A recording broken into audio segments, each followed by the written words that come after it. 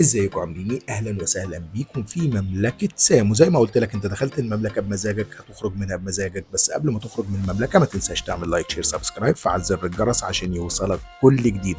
النهارده بقى جايب لك مكان لو انت في اسكندريه وما زرتوش يبقى فايتك كتير.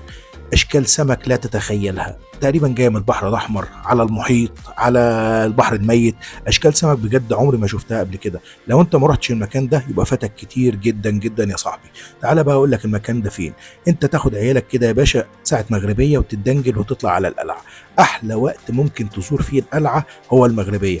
كان معايا اخويا وكان نفسه يدخل القلعه من جوه ويشوف المكان بتاع كتكوت ابو الليل لما كان بيهرب من العصابه، بس عبال ما وصلنا كانت القلعه من جوه قفلت. طب نسكت، قلنا نتمشى شويه ونشوف الايه الاماكن اللي موجوده في القلعه. اتفرجنا في ساعه المغربيه كده قاعده جميله جدا، الناس قاعده بالكراسي بتستمتع بوقت غروب لا تتخيله. منظر الشمس كده وهي نازله في البحر حاجه جميله جدا. وولادك لما مؤاخذه بقى في الكلام هيقطع بقى ما يستحملوني. المهم يا صاحبي بقى ان ولادك هيستمتعوا جدا، وهتلاقي في اطفال بتلعب بعجل وفي سكيت وفي حاجات غريبه كده. المهم ان القعده جميله جدا ومحدش هيرخم عليك ومحدش هيضايقك. 90% من الموجودين يا صاحبي عائلات، ومفيش اي شباب بقى اللي هم يرخموا عليك، والقعده اللي هي الرخمه بتاعت البحر وكلام من ده. ناس راحه كده وقت استرخاء في ساعه مغربيه، فمش هتلاقي اي رخامه. المهم قعدنا خدنا الولاد كده وتمشينا شويه ايه حوالين اسوار القلعه. كنا عايزين ندخل القلعه، كنا عايزين ندخلها بس للاسف كانت قفلت.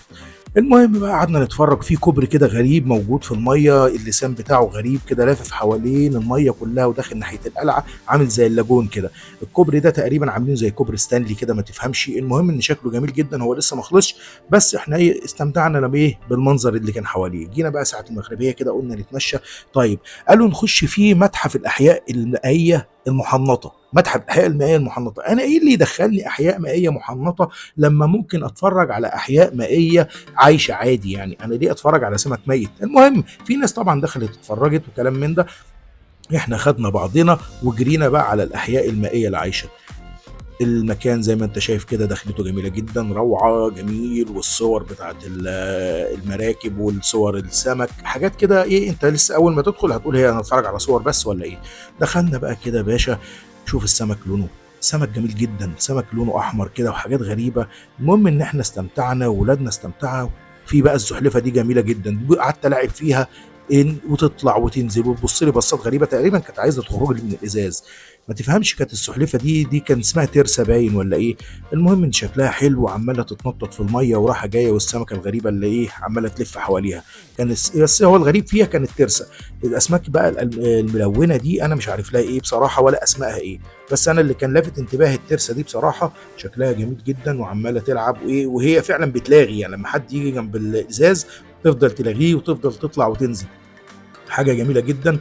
السمكه دي برضو اللي نصها اسود ونصها ملون دي غريبه انا مش عارف لها بصراحه. المهم ان احنا بنشوف شويه اسماك بجد سبحان الله، انت لما تتفرج عليها والله انت ممكن تكون تتفرج على الفيديو تقول ايه ده انا هضيع وقتي في الفرجه على سمك، لا فعلا هتستمتع والوقت هياخدك ومش هتحس بالوقت خالص وانت تتفرج على السمك. دي في الاول انا افتكرتها فسيخه لازقه في حوض الايه حوض السمك، بس مش عارف دي ايه بصراحه. سمكه لازقه وخلاص. السمكه دي قعدت شويه كده وبعد كده بدات تتحرك. وسط السمك برضو شكله جميل. احنا لسه في البدايه، لسه هتشوفوا اسماك ايه شكلها غريب، واسماك فعلا هتقول سبحان الله على جمالها، وانك فعلا اول مره تشوفها. السمكه دي فعلا انا مش عارف، انا اول مره اشوف السمكه دي. وفي سمكه مريحه تحت شويه. الحوض ده تقريبا كان فاضي ما تفهمش فيه ايه، لا ده كان فيه تعبان تقريبا السمك. مش عارف، هو انا تقريبا حسيت ان هو فاضي شويه. في سمك صغير كده عامل زي ايه زي الدنيس كده ما تفهمش السمك ده ايه بصراحه. المهم ان السمكه دي بقى بهرتني بصراحه، تحس كده ان هي عروسه لابسه فستان. الحوض ده انا فضلت حرفيا واقف قدامه حبه كتار من منظر السمكه دي، تحس ان هي فعلا عروسه كده لابسه فستان وايه متنكه في نفسها، عماله رايحه جايه كده بكل قلاطه ولا هاممها اي حاجه. وتبص لك كده وتضحك ودي تقابل دي اكن تبص عرايس ماشيين في الميه، عرايس لابسين الفساتين بتاعتهم وشكلهم سبحانك يا رب فعلا. ربنا قادر على كل شيء. اشكال فعلا غريبه، دول حبوا ينتحروا ويطلعوا فوق بس نزلوا تاني شويه. يعني بقول لكم انا قعدت شويه كتار، قعدت شويه كتار قدام حوض السمك ده. ده ما تفهمش ده كان ايه بقى السمك ده، بس برضه هي في معاهم الترسه دي برضه بتلعب، بس تقريبا الترسه دي كانت حوله. كل ما تيجي تحاول تيجي ناحيتنا تروح داخله في الحيط تاني ما تفهمش. يعني كنت كل ما ايه اشاور لها تبص لي وتروح راجعه تاني خابطه في الايه في الحوض. المهم سبتني منها، يعني سمكه ممله ترسه ممله بصراحه. مش عارف، بص بص هتحس انها هبله، داخله بدماغها بتنتحر ما تفهمش.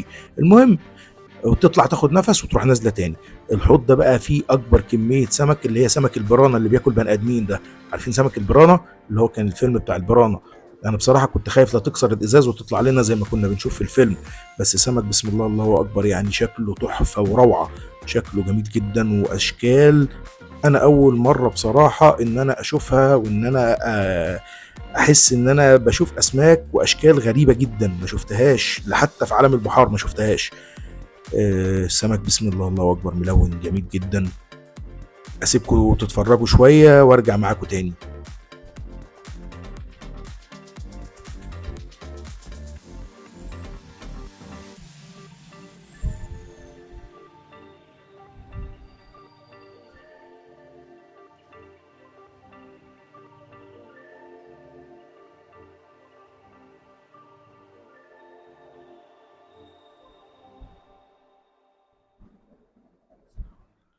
والسمكه دي اللي عرفت عنها ان هي سمكه بتنظف الازاز، كنت نفسي اخلعها واجيبها تنظف لي ازاز المحل، بس لازقه في الازاز كده وبتنظفه على طول. سمكه غريبه سبحان الله، ما بتتحركش من على الازاز، على طول بتلمع في الازاز ومخليها زي الفل وبيبرق.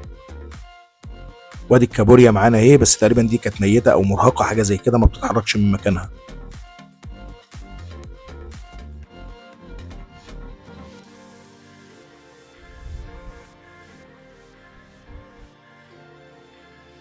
السمكه دي بقى انا افتكرتها في الاول انها متحنطه او ميته، طلعت تقريبا كانت مطبقه تعبانه، مش قادره تتحرك. سمكه كسلانه كده ما اتحركتش من مكانها طول ما احنا واقفين بنصور.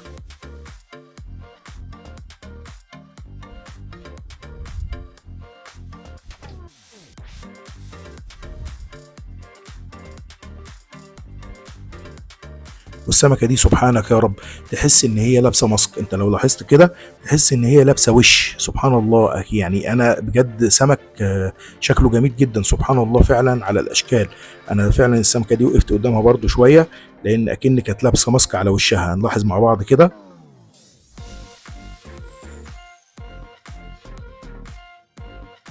لا ويعني عنيفه، يعني سمكه عنيفه كده، بتحب تخبط، بتحب يعني بتحب تناكف في السمك اللي حواليها. سبحان الله، بصوا ركزوا على وشها كده يا جماعه.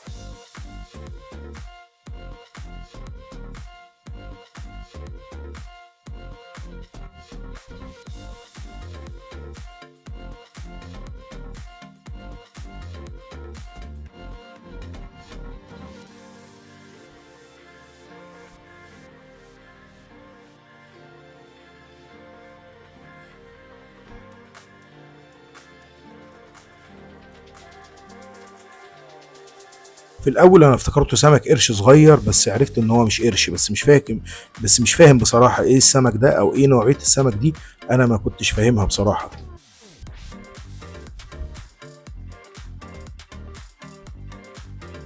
وده تحس ان هو سمك رايق كده، يعني تحس ان هو بيتحرك بهدوء رزين كده.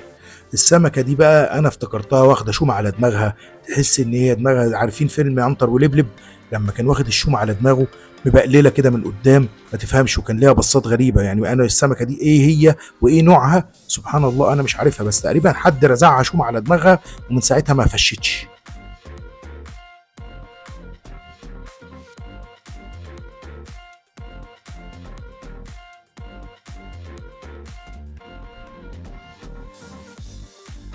تقريبا احنا جينا في وقت غير مناسب بين السمكتين دول.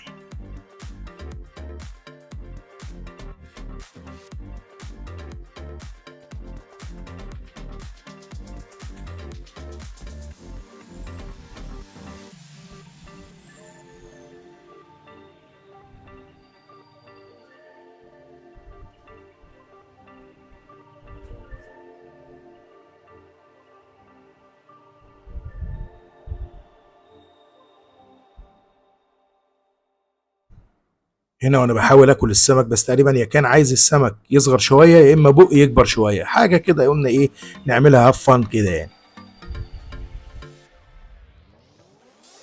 ودي الترسه طبعا كلنا عارفينها، ومعاها شويه سلحف ميه كده، انا اول مره اشوفها فعلا. انا عارف السلحفه عادي اللي هي البريه عادي اللي بتتربى في البيوت، اللي بتاكل الخس وبتطلع دود حاجه زي كده مش فاهم. بس اول مره اشوف اللي في الميه بصراحه. حاجه جميله جدا يا جماعه. بجد المكان ده روعه روعه بمعنى روعه. هتقضي فيه وقت انت وولادك فعلا هتستمتع بيه جدا، وهتحس ان انت في حاجات واسماك اول مره تشوفها في حياتك. والوقت بجد مش هتمل من وجودك هناك، هتحب ان انت تلف مره واتنين وتلاته عشان تستمتع بالاشكال اللي موجوده. ودي كانت رحلتنا البسيطه في القلعه. وزي ما قلت لك لو انت في اسكندريه وما زرتش المكان ده، متحف الاحياء المائيه في القلعه، يبقى هيفوتك كتير جدا. وان شاء الله في فيديو جاي باذن الله برضو عن جوله في اسكندريه ومطاعم اسكندريه، استنوه باذن الله ويا رب يعجبكم. زي ما قلت لك ما تنساش لايك شير سبسكرايب فعل زر